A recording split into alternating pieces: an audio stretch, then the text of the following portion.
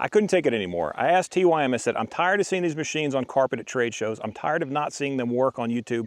I've looked all over YouTube trying to find videos where the 115 or the 130 are actually working. And they said, you know what, Joe, we're gonna send you one, put it on your channel, put it to work, show your audience, share it with the world. So that's what we're gonna do today.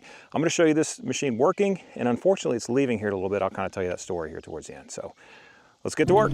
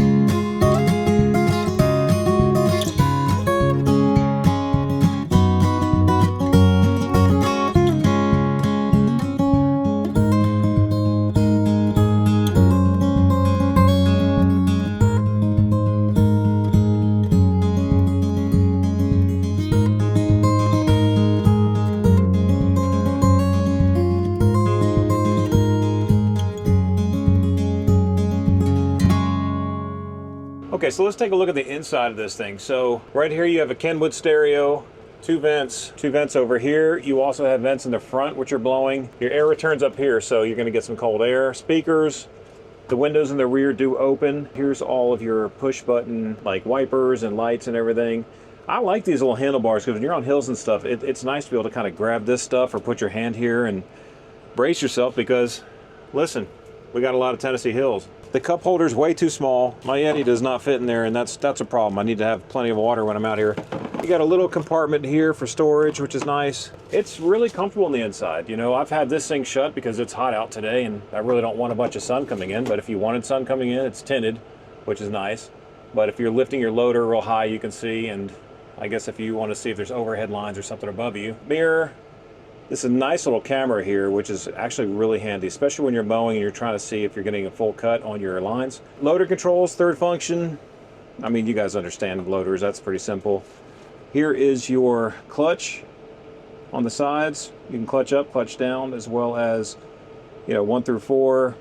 And there is a button here in the back you depress if you want to switch gears from, you know, wherever you want to go through the range of gears. Throttle and throttle adjustments, you know, I think most of you guys probably understand that stuff. Here's your hydraulics. This is what's making the mower fold as well as go up and down. And then there's all kinds of top link adjustment, 4-wheel drive backup. If you go in reverse, it will lift your lift arms. If you turn, it will lift your lift arms. So if you have a seeder or something like that, or a disc or a no-till plow, that's going to be huge because you don't want to have that thing in the ground while you're turning. And then this will adjust some of the speeds, diff lock. You know, I think you guys understand most of that stuff. And here's a little power for an adapter. It does not have a baler adapter, which we had a problem with baling hay. It would have been really nice if the 115 or the 130 had a baler adapter to where you can plug in your baler or your baler monitor. We didn't have that, so we didn't bail with these machines. We bailed with everything else. We did everything with them but baling. But so far, so good, you know. I mean, little buddy seat. Clay was sitting with me in here earlier, and we had a good time just kind of talking. And he's actually coming right now, bringing me that electric blower so I could blow this thing off, and they're coming to pick this thing up shortly.